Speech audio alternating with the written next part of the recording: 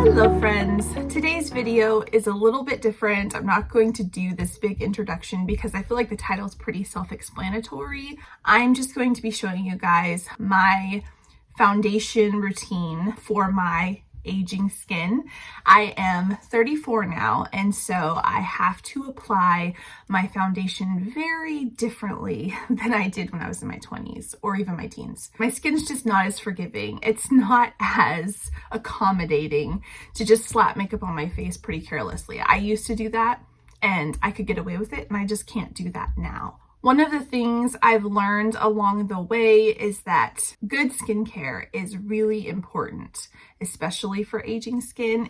It's important for any age skin, honestly, but as we get older, our skin is a lot less forgiving when we neglect it. Hydrating the skin is super important if you want to help diminish the fine lines, the wrinkles, the pores, and if you want your makeup to sit well on your skin. I don't usually see a difference with primer in how my makeup sits. Some primers have helped minimize my pores before I put on my foundation, and that's nice. But most of the time, like I said, I don't really see a whole lot of difference. But what I do see a huge difference in when it comes to how my foundation sits on my face is good skincare. What I do every morning before I apply my makeup, it's a 5 to 6 step process. I cleanse my face, and then I use a toner. After I've cleansed and toned, I will either make sure that I leave my face wet. I won't dry it off with a towel, or if I do pat it dry with a towel, I never like to rub with a towel anyways. Patting dry is much better for your skin. But if I do decide to pat with a towel, I will make sure to spray my face. I will use a setting spray that does not have alcohol in it because that dries out your skin. You want something that's going to have mostly water in it to hydrate your skin. There are a lot of setting sprays out there. If you just look at the ingredients, if water's the first thing you see, that's a good sign that there's a lot of water in the setting spray. But if you see alcohol in it, I would avoid it for this specific purpose. So make sure your face is nice and wet, and then come in with your hyaluronic acid. What hyaluronic acid is it's a molecule that our bodies naturally produce, and what it does is it clings to water and it locks in the hydration so that our skin stays plump and helps it maintain its moisture all day. So if you don't have water or any kind of moisture in your skin before you put hyaluronic acid on, it doesn't have anything to cling to. So it actually can make your skin more dry and more irritated. So I always just make sure my face has some water still on there. After hyaluronic acid, I will do an eye cream. It just really helps with bringing extra hydration under my eyes because I have so many fine lines under there to kind of help plump them up a little bit as well. And then I will put on a moisturizer with an SPF. And I am really generous with my moisturizer. I used to not be because I used to think that wearing too much moisturizer was not good for someone who had combo or oily skin, but that's not the case. Always hydrate your skin no matter what skin type you have. Then I will let all of that skincare sit on my face for at least 30 minutes. So in the morning, I will do all this first, and then I'll get dressed, and then I'll do my hair and make my bed and whatever I can do that takes about 30 minutes before I put my makeup on, just to ensure that it has time to really absorb into the skin. If you guys are interested in seeing a skincare routine video where I specifically show you exactly what I do, let me know and I will make sure to do that for you guys. So with all of this hydration on my face, it's helping to plump my skin up, right? So it's helping already to reduce my pores, to reduce my wrinkles, to reduce my fine lines. I mean, obviously they're still there, we can see them, but they're not as pronounced as they are when my skin is really dehydrated. So that is a very important first step. I put eye primer on the parts of my face that have a lot of fine lines and wrinkles. Just like you put eye primer on your lids, it helps your eyelids not crease. I put primer on my wrinkles and my fine lines, and it helps those not crease. So the eye primer I'm using today is this Anastasia eye primer. It's just this little travel size one, but these last me forever because you really do not need very much of it. I just use my finger. I'll put a little bit on the back of my hand just because I feel like I can control how much I apply to my face a lot better than just putting it directly on my face.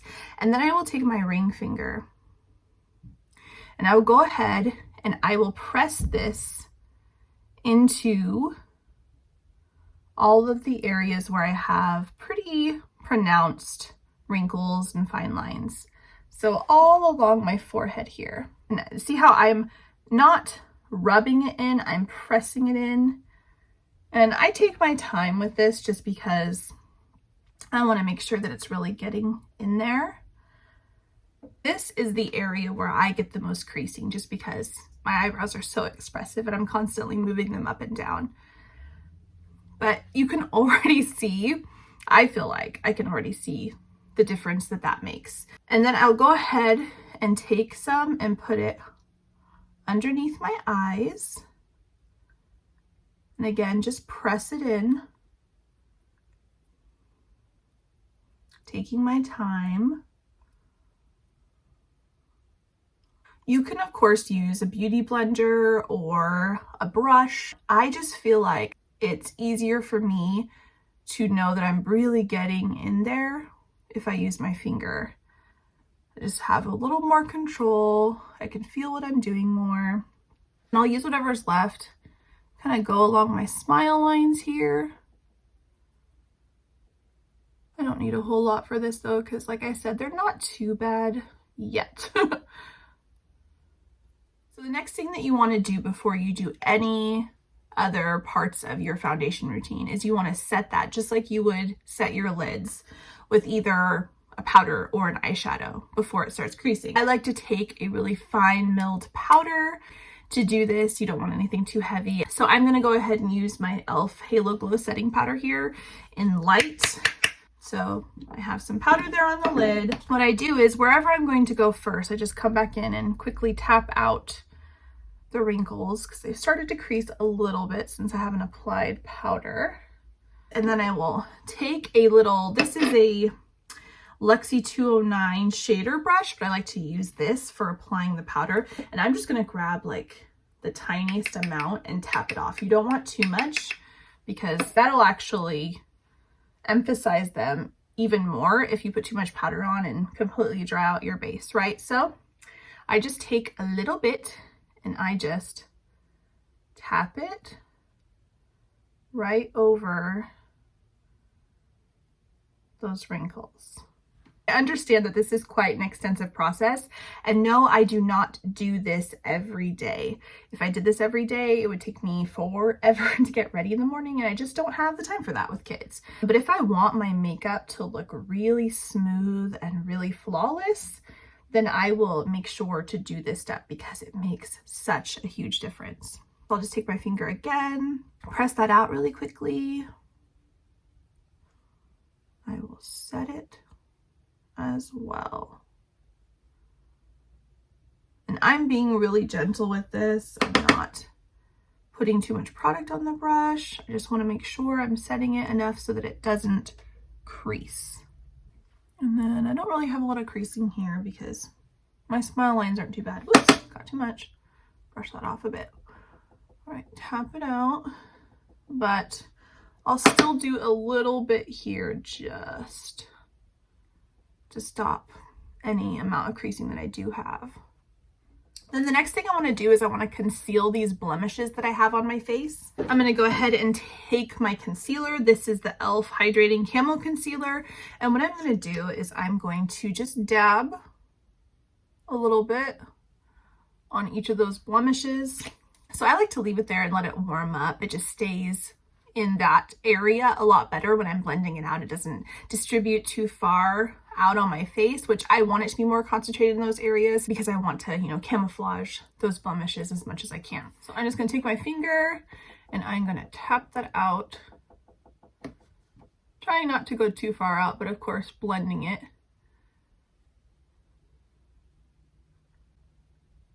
Is I'm going to take a little bit more of that powder and I'm going to go ahead and just lightly set those areas as well before I come in with foundation and stuff. Now, if you got a particularly annoying blemish that's not going to be covered enough with just one coat of concealer, what you can do after you set it is put a little bit more foundation on, and I will just do like the tiniest amount. And then you can go ahead and tap that out again.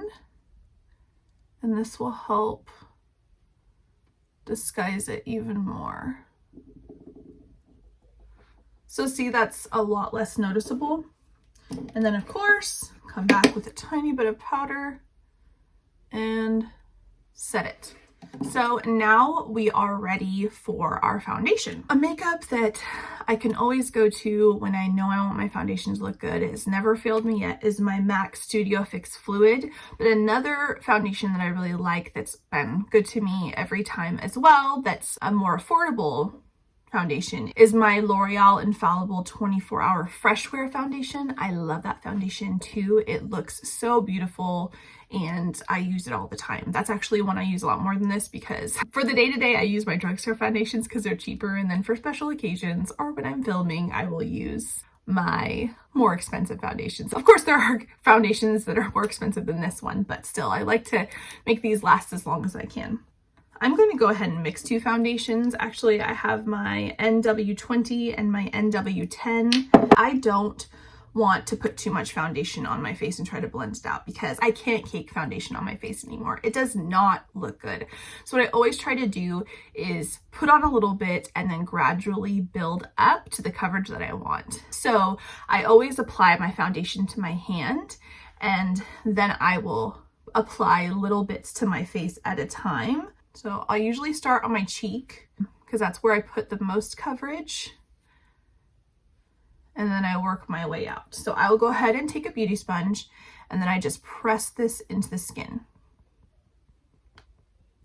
Now another thing that I don't do every day, because obviously don't have time for it, but what I like to do when I want my foundation to look really good is I just spend a lot of time blending it into the skin.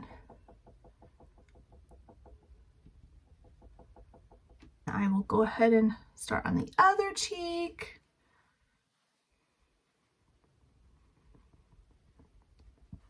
And what I've realized when I do this is A, my foundation lasts a lot longer, and B, I realize just how little I need, because there are parts of my face that I want a little bit more coverage, and there's parts of my face where I don't need a whole lot of coverage. And so when I'm not putting it all on my face first before I blend it, I can control how much foundation I want on each section of my face. But if you just glob it on there and then blend it out, you can't really do that. So that's another reason why I do this. Also, areas where you have a lot of fine lines and wrinkles, you want to put less product there, because if you put too much, it will emphasize, it will not conceal. So that's another reason why I like to do it this way. I don't put very much on my forehead at all because I don't need it, and because I've got those big old wrinkles up there that I don't want to make look even deeper than they are. And I will put a little on my nose and then a little on the sides of my cheeks here, but I really avoid, when I'm wanting my foundation to look really good and my under eyes to look really good, I avoid putting it under the eyes, because I'm going to come in with a full coverage concealer and I don't want too much product under my eyes. So I just stick to my cheeks and my nose and try to avoid right under the eyes there. And then of course we'll come in and do this chin. And I am going to put extra coverage on my chin because I do have those breakouts that I want to conceal. And then I will go ahead and take the sponge with whatever's left and use that to blend it down my neck, just so I don't have a mask. All right, now I'm going to grab that e.l.f. Camo Concealer and I'm going to go ahead and apply it to my under eyes. I'm going to be careful not to put too much of this. Just like the foundation, I start with a little and then build up to the coverage that I want, because I don't want too much under there. So I will put a little bit here, a little bit here, and a little bit here. And that's it to start. A little bit here, a little bit here, and a little bit here. And then I like to let the concealer sit there for a minute just to warm up as well. So I'll go ahead and add a little bit to the forehead for some brightness, just to help highlight the face, a tiny bit to the nose, and then a little bit to the chin as well. Then I want to take my beauty sponge and I'll use the pointed tip so I can really get in that inner corner, and I'll start blending that out.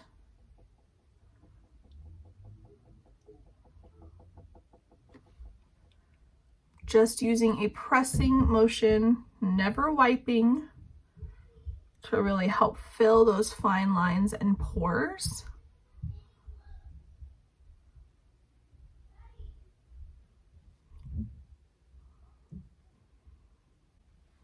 As you can see, that's already like pretty good coverage. I'm probably going to come in with just a tiny bit more because this is more about a full coverage look, but for the day-to-day, that's plenty for me.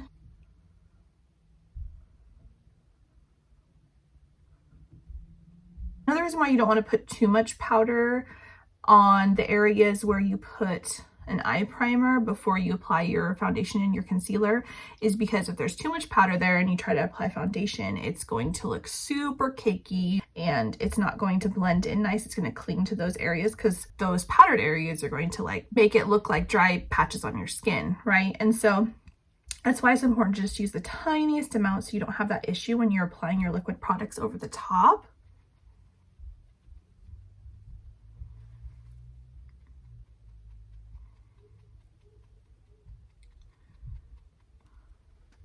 Just for a little bit of extra coverage right here, I'm going to add some more concealer just because that's where I have the most darkness.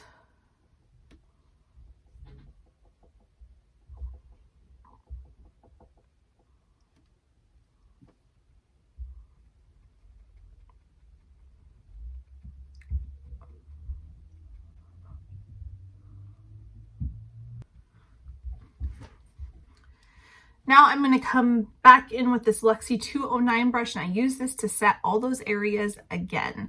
I just personally like this because I feel like I have more control, especially in those areas where I really want to make sure that I'm setting the fine lines and the wrinkles and the pores. So what I like to do before I come in with my brush is I take my finger, just like I did with the primer, and I just tap out just to make sure it's not creasing before I place that under eye powder.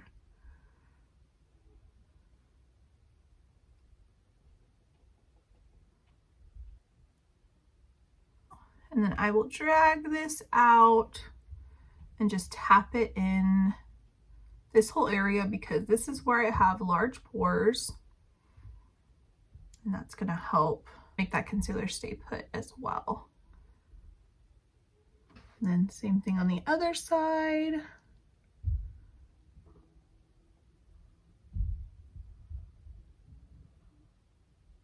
And then the forehead wrinkles, I'll give them a little tap too.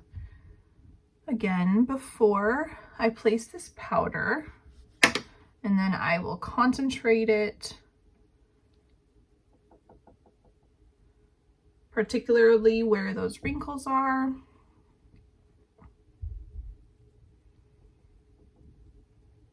I don't really need to set the rest of my face. It feels pretty matte, but just to help with the longevity of my makeup, I do want to put a little bit of powder on.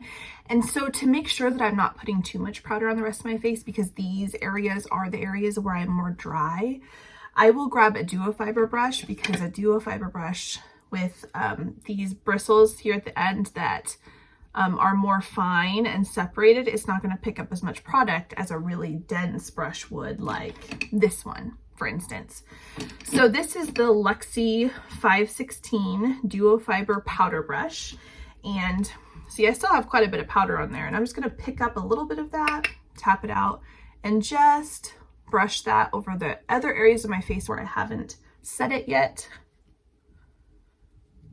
I'm going to go ahead and contour and bronze and blush my face before I set it. So for bronzer, I'm going to grab this Physicians Formula Butter Bronzer. My favorite brush to bronze my face with is this Moda Pro BMX pointed brush right here. And I'm just going to go ahead and bronze up my face. You know what's really funny? Sometimes I start with bronzer and sometimes I start with contour. I never stay with the same routine. I don't know why. I'm sure there are some people that are like, no, you have to do it this way. And I really don't see a difference between putting on my bronzer first or putting on my contour first. I guess it's just personal preference. There might be an actual reason why you do it a certain way, but either works for me personally, so I just roll with it. Now I'm going to use my KVD Beauty Shade and Light palette here, and I'm using a Lexi 522. This is my favorite brush to use to contour because it's got a little dome there. It's smaller, so I can get in a more concentrated area. I'm just gonna place this the hollows of my cheeks.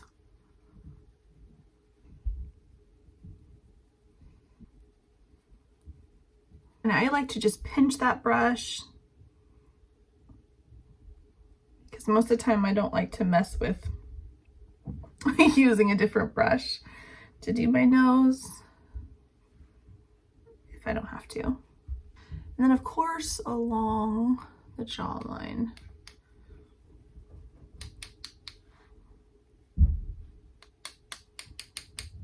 Tap, tap, tap.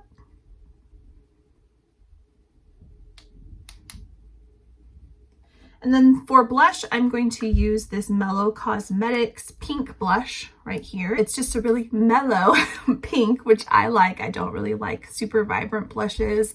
I like them to look very natural. This is pretty much what I gravitate towards when it comes to blush colors. I love this color. To apply that to my face, I'm going to use this Moda, I don't know if the stuff wore off, but it's this brush right here. It just picks up less product because the bristles are a little bit more fine and separated.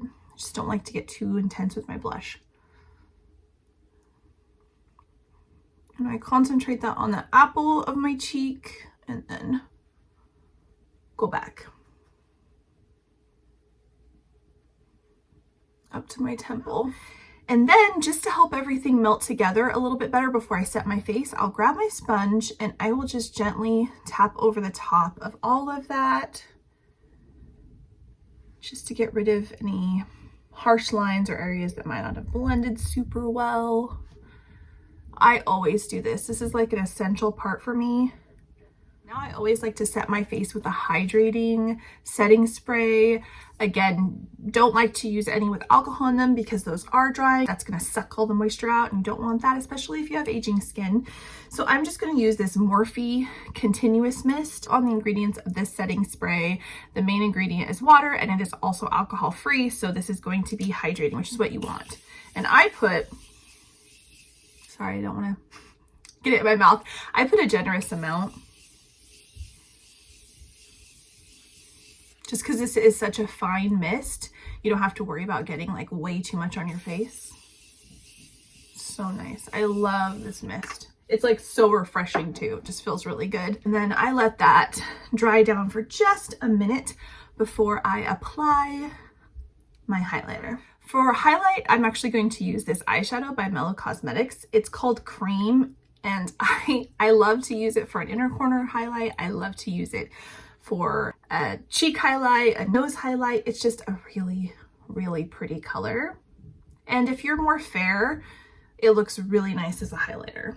And what I like to use to highlight with is a blending brush like this. This is the Ipsy L34 Blend Beauty.